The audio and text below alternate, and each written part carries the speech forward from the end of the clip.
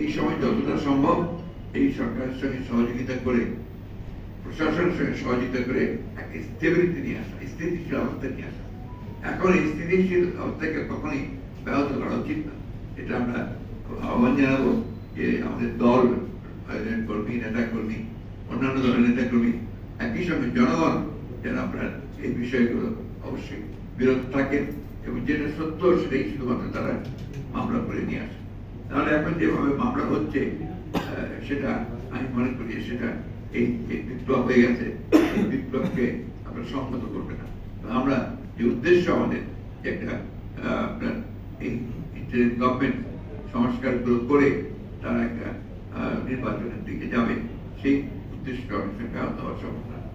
আরেকটা কথা যেটা আমি বারবার বলছি, আমরা আবারও বলছি, যে এই বিপ্লবকে ব্যর্থ করার জন্য কিন্তু একটা গভীর ষড়যন্ত্র রয়েছে, চক্রান্ত।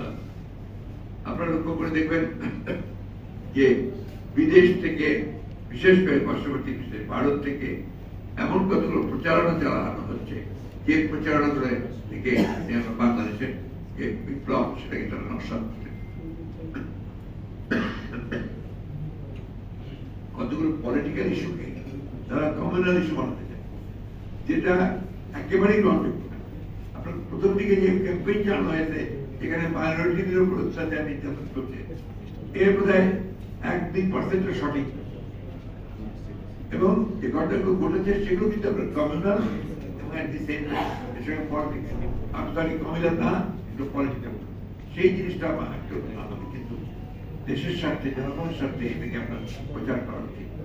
দ্বিতীয়ত হচ্ছে যে আপনার এই যে এখন যেটা অনেকেই অভিযোগ করছেন দখলদারি, আপনার বিভিন্ন রকম, এগুলো কিন্তু একটা ক্যাম্পেইন, কনসার্ট ক্যাম্পেইন।